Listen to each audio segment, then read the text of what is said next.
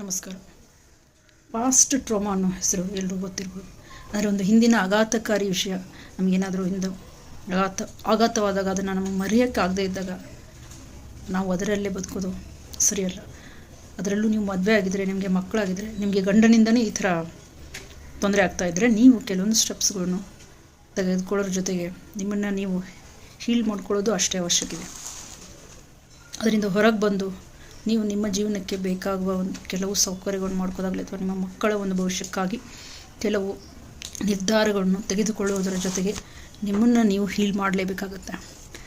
ಈ ಹಿಂದಿನ ಆಘಾತದಿಂದ ನೀವು ಹೊರಬರೋಕ್ಕೆ ಮೊದಲೇ ಇದೊಂದು ದೊಡ್ಡ ಸವಾಲನೇ ಆಗಿದೆ. ಆದರೂ ಇದರಿಂದ ನೀವು ಹಿಂದಿನ ಆಘಾತಕಾರಿ ವಿಷಯದಿಂದ ನೀವು ಹೊರಗೆ ಬರಬೇಕು ಅಂದರೆ ನೀವು ಸರಿಯಾದ ಕೆಲವೊಂದು ಸರಿಯಾದ ತಂತ್ರಗಳು ಮತ್ತು ಬೆಂಬಲದೊಂದಿಗೆ ಇದು ಸಾಧ್ಯ ಆಗುತ್ತೆ.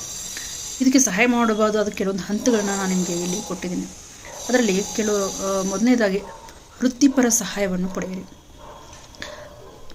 ಆಘಾತದಲ್ಲಿ ಪರಿಣಿತಿ ಹೊಂದಿರುವ ಕೆಲವು ಚಿಕಿತ್ಸಕ ಇರ್ತಾರಲ್ಲ, ಅಂದರೆ ಪ್ರೊಫೆಷನಲ್ಸ್, ಅವ್ರ ಹತ್ರ ನೀವು ನಿಮ್ಮ ಒಂದು ಈಗ ಆಘಾತವಾಗಿರೋ ಈ ವಿಷಯಕ್ಕೆ ಅವರಿಂದ ನೀವು ಸಲಹೆ ತಗೋಬೋದು. ಅವರೊಂದಿಗೆ ಸಮಾಲೋಚನೆ ಮಾಡಿ ನಿಮಗೆ ವೈಯಕ್ತೀಕರಿಸಿದ ಅವರು ಕೆಲವು ಮಾರ್ಗದರ್ಶನಗಳನ್ನು ಕೊಡ್ತಾರೆ. ಅದರ ಬೆಂಬಲದಿಂದ ನಿಮಗೆ ಇದರಿಂದ ತುಂಬ ಒಂದು ಸಹಾಯ ಆಗ್ಬೋದು. ಎರಡನೇದಾಗಿ ಇದ್ರ ಬಗ್ಗೆ ನೀವು ಓಪನ್ ಆಗಿ ಮಾತಾಡಿ. ನೀವು ನಂಬುವ ಯಾರೊಂದಿಗಾದರೂ ನಿಮ್ಮ ಒಂದು ಅನುಭವಗಳನ್ನ ಹಂಚಿಕೊಳ್ಳಿ. ಅದು ನೀವು ನಿಮ್ಮ ಹತ್ರ ಇರೋ ನಿಮಗೆ ಸಹಾಯ ಮಾಡ್ತಾರೆ ಅನ್ನೋ ಗೊತ್ತಿರೋರ ಹತ್ರ ಮಾತ್ರ ಇದನ್ನು ನೀವು ಹಂಚ್ಕೋಬೋದು. ಇದು ಆಘಾತವನ್ನು ಅದರಿಂದ ಹೊರಬರೋಕ್ಕೆ ಸ್ವಲ್ಪ ನಿಮಗೆ ಇದು ಸಹಾಯ ಮಾಡ್ಬೋದು. ಮೂರನೇದಾಗಿ ಪ್ರಾಕ್ಟೀಸ್ ಸೆಲ್ಫ್ ಕೇರ್. ಆರೈಕೆಯ ಅಭ್ಯಾಸವನ್ನು ಮಾಡಿ. ನೀವು ನಿಮ್ಮ ಯೋಗಕ್ಷೇಮವನ್ನು ಉತ್ತೇಜಿಸುವ ಕೆಲವು ಚಟುವಟಿಕೆಗಳಲ್ಲಿ ಅದರಲ್ಲಿ ತೊಡಸ್ಕೊಳ್ಳಿ. ಉದಾಹರಣೆಗೆ ವ್ಯಾಯಾಮ, ಆರೋಗ್ಯಕರ ಆಹಾರವನ್ನು ಮತ್ತು ಸಾಕಷ್ಟು ನಿದ್ರೆ ಮಾಡೋದಾಗಲಿ, ಈ ಥರ ಚಟುವಟಿಕೆಗಳಲ್ಲಿ ತೋರಿಸ್ಕೊಳ್ಳಿ. ನಾಲ್ಕನೇದಾಗಿ ಮೈಂಡ್ಫುಲ್ನೆಸ್ ಮತ್ತು ಧ್ಯಾನ. ಈ ಅಭ್ಯಾಸಗಳು ನಿಮಗೆ ಪ್ರೆಸೆಂಟ್ ವಾಸ್ತವದಲ್ಲಿ ನೆಲೆಗೊಳ್ಳೋಕ್ಕೆ, ಅಂದರೆ ಈಗ ಪ್ರೆಸೆಂಟ್ ಅದರಿಂದ ಹೊರಗೆ ಬಂದು ನೀವು ಈ ಸಿಚುವೇಷನಲ್ಲಿ ಇರೋಕ್ಕೆ ನಿಮಗೆ ಇದು ತುಂಬಾ ಹೆಲ್ಪ್ ಆಗುತ್ತೆ. ಇದರಿಂದ ನಿಮಗೆ ಈ ಆತಂಕವನ್ನು ಕಡಿಮೆ ಮಾಡುತ್ತೆ. ಧ್ಯಾನ, ಯೋಗ ಏನಿದೆ ಅದನ್ನು ಮಾಡೋದರಿಂದ ನಿಮ್ಮ ಒಂದು ಮನಸ್ಸು ಸ್ಥಿರಗೊಳ್ಳೋಕ್ಕೆ ನಿಮಗೆ ಇದು ತುಂಬ ಹೆಲ್ಪ್ ಆಗುತ್ತೆ. ಮತ್ತು ಬೆಂಬಲ ಗುಂಪುಗಳು, ಸಪೋರ್ಟಿವ್ ಗ್ರೂಪ್ಸ್ ಏನಿರ್ತಾವಲ್ಲ, ಅದು ಒಂದು ರೀತಿಯ ಅನುಭವಗಳನ್ನ ಹೊಂದಿರೋ ಕೆಲವು ಜನರೊಂದು ಅದರ ಗುಂಪಿಗೆ ನೀವು ಸೇರುವುದು ಒಳ್ಳೆಯದು. ಇಂಥ ಸಮುದಾಯ ಮತ್ತು ಅದರಿಂದ ನಿಮಗೆ ಸ್ವಲ್ಪ ತಿಳುವಳಿಕೆ ಕೂಡ ಬರ್ಬೋದು ಆ ಸಮುದಾಯದಿಂದ. ಆರನೇದಾಗಿ ಗಡಿಗಳನ್ನ ಹೊಂದಿಸಿ. ಅಂದರೆ ಇದು ತುಂಬಾ ಮುಖ್ಯ. ಸೆಟ್ ಬೌಂಡ್ರೀಸ್ ಅಂತ ನಾವು ಇದಕ್ಕೇನು ಹೇಳ್ತೀವಿ. ಅಂದರೆ ನೀವು ಯಾರು ಬೇಕಾದವರು ನಿಮಗೆ ಏನೋ ಬಂದು ಅನ್ನೋದು ಒಂದು ಹಿಂಸೆ ಕೊಡೋದು, ಅದಕ್ಕೆ ನೀವು ಅವಕಾಶ ಕೊಡಬೇಡಿ. ನೀವು ಇಲ್ಲಿ ತಲೆಯಲ್ಲಿ ಎಷ್ಟು ಅದನ್ನು ನೀವು ಇಟ್ಕೋತೀರ ಅದು ನಿಮಗೆ ಅದು ನಿಮ್ಮ ಜವಾಬ್ದಾರಿ ಆಗುತ್ತೆ. ಇಲ್ಲಿ ಸಲ್ಲದೆ ನಾವು ಅವರ ಯೋಚನೆ ತಲೆಯಲ್ಲಿ ಹಾಕ್ಕೊಳ್ಳೋದು, ಅದನ್ನೇ ಯೋಚನೆ ಮಾಡೋದು.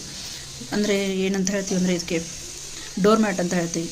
ಮನೆಗೆ ಯಾರು ಬರ್ತಾರೋ ಎಲ್ಲ ಡೋರ್ ಮ್ಯಾಟ್ ಮೇಲೆ ಕಾಲನ್ನು ಒರೆಸ್ಬಿಟ್ಟು ಒಳಗಡೆ ಬರ್ತಲ್ಲ, ಆ ಥರ ಯಾವುದಕ್ಕೂ ಡೋರ್ ಮ್ಯಾಟ್ ಹಾಕೋಗಿ ಇಲ್ಲಿ ಸಲ್ಲದೆ ಇರೋರು ಇಲ್ಸಲ್ಲದೆ ವಿಷಯಗಳನ್ನ ನಿಮ್ಮ ತಲೆಯಲ್ಲಿ ಹಾಕೋಕ್ಕೆ ಅಥವಾ ರಾಂಗ್ ಸಜೆಷನ್ ಕೊಡೋಕ್ಕೆ ನೀವು ಯಾವತ್ತಕ್ಕೆ ಅವಕಾಶ ಮಾಡಿಕೊಡ್ಬೇಡಿ. ಅದಕ್ಕೆ ನೀವು ಗಡಿಗಳನ್ನ ಹೊಂದಿಸಲೇಬೇಕಾಗುತ್ತದೆ.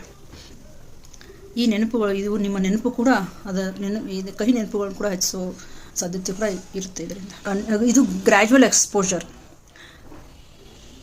ಒಂದು ಸೂಕ್ತ ಪರಿಸರದಲ್ಲಿ ಆಘಾತಕಾರಿ ನೆನಪುಗಳನ್ನು ನಿಧಾನವಾಗಿ ಎದುರಿಸುವುದು ಮತ್ತು ಪ್ರಕ್ರಿಯೆಗೊಳಿಸುವುದು ಕಾಲಾನಂತರದಲ್ಲಿ ಏನಾಗುತ್ತೆ ಅಂದರೆ ಅವುಗಳ ಪ್ರಭಾವವನ್ನು ಕಡಿಮೆ ಮಾಡಲು ಸಹಾಯ ಮಾಡ್ತದೆ. ಎಂಟನೇದಾಗಿ ಜರ್ನಲಿಂಗ್ ಅಂದರೆ ನಿಮ್ಮ ಕಹಿ ಘಟನೆಗಳು, ನಿಮಗೆ ಯಾವ ಆಘಾತಗಳು ನಿಮಗೆ ಆಗುತ್ತಲ್ಲ ಆ ಭಾವನೆಗಳನ್ನು ನೀವು ಪ್ರಕ್ರಿಯೆಗೊಳಿಸಿಕೊಳ್ಳಿ. ಒಂದು ಡೈರಿ ಮಾಡಿ ಅದರಲ್ಲಿ ಬರೆಯುವುದನ್ನು ರೂಢಿ ಮಾಡಿಕೊಳ್ಳಿ. ಸೊ ಇದು ನಿಮಗೆ ಒಂದು ಲೇಔಟನ್ನು ಒದಗಿಸ್ಕೊಟ್ಟಂಗೆ ಆಗುತ್ತೆ. 9ನೇದು ವರ್ತಮಾನದ ಮೇಲೆ ನೀವು ಕೇಂದ್ರೀಕರಿಸಿ. ಅಂದರೆ ಒಂದು ಪ್ರೆಸೆಂಟ್ ಸಿಚುವೇಷನ್ದಲ್ಲಿ ನೀವು ಇರಿ.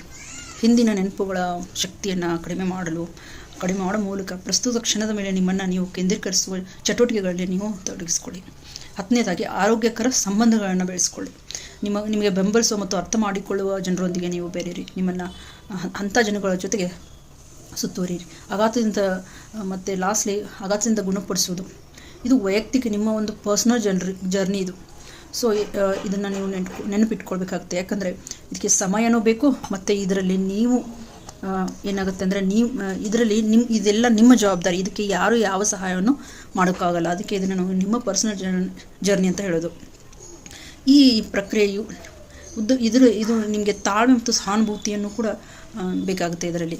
ಸೊ ನೀವು ಇದೊಂದು ಚಾಲೆಂಜಿಂಗ್ ವಿಷಯ ಆಗಿರೋದರಿಂದ ನೀವು ಇದನ್ನು ಎಷ್ಟು ನಿಧಾನವಾಗಿ ನಿಮ್ಮ ಮೇಲೆ ನೀವೇ ಪ್ರಯೋಗ ಮಾಡಬೇಕಾಗುತ್ತೆ. ಯಾರು ನಿಮಗೆ ಸಹಾಯ ಮಾಡೋಕ್ಕಾಗಲ್ಲ. ನೀವೇ ನಿಮ್ಮನ್ನು ಸಹಾಯ ಮಾಡೋಕ್ಕೆ ನೀವೇ ಒಂದು ಡಾಕ್ಟರ್ ಆಗಲಿ ಅಥವಾ ನೀವೇ ಮಾರ್ಗದರ್ಶಕರು.